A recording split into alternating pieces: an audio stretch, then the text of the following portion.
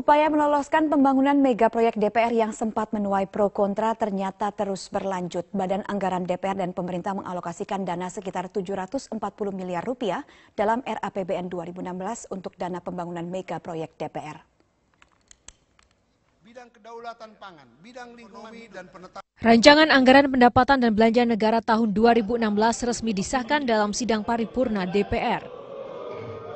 Sebelumnya, dalam rapat antara Badan Anggaran DPR dan perwakilan pihak pemerintah, mayoritas fraksi minus fraksi Gerindra menyepakati RAPBN 2016 sebesar 2.095,7 triliun.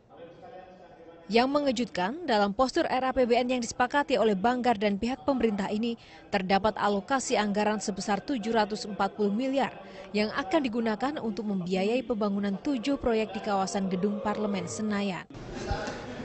Kita memberikan pagu, begitu ya. Kalau rinciannya di Badan Anggaran tidak dibicarakan untuk teknis apakah 74 itu buat apa saja itu adanya nanti di Kesekjenan, uraian tentang kegiatan apa saja yang dicakup untuk 740 triliun.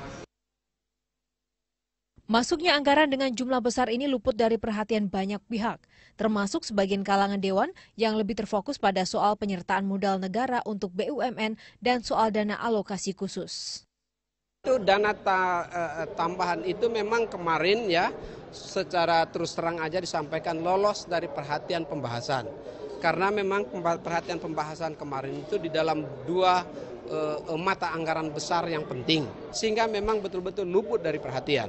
Namun demikian ya, kalau dilihat dari kebutuhan, apakah memang ada kebutuhan? Kebutuhan itu ada. Akan tetapi kelenturan fiskal, penerimaan fiskal kita yang belum mencukupi untuk membiayai itu. Apabila memang rakyat merasa nanti ya belum dibutuhkan itu, maka masih ada kesempatan untuk dibicarakan kembali pada saat pembahasan RAPBNP nanti. Untuk itu direview dan dibicarakan kembali. Forum Indonesia untuk Transparansi Anggaran atau FITRA mencatat ada beberapa anggaran krusial yang menjadi perdebatan pertarungan elit yang tidak pro rakyat di RAPBN 2016. Kami sangat menyayangkan itu karena publik sudah menolak, ya kan? Kemudian kemarin pemerintah juga sudah menolak, tetapi tiba-tiba dalam pembahasan ini dengan politisasi yang sangat kuat, tarik ulur kepentingan, akhirnya deal dan kemudian pemerintah menyetujui gitu loh. Ini kan sangat-sangat disayangkan, konsistensi pemerintah tidak ada di situ, artinya bargaining position pemerintah dalam konteks RAPBN sekarang pembahasan ini sangat lemah sehingga kalah cerdik, kalah transaksional dengan DPR.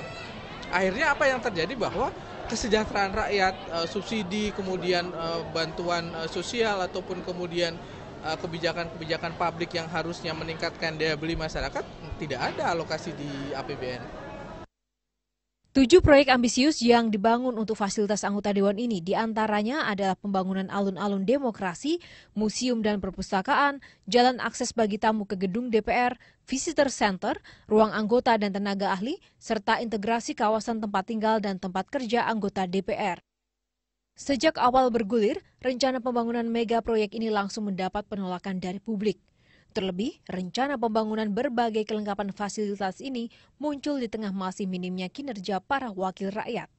Tim Liputan, Metro TV.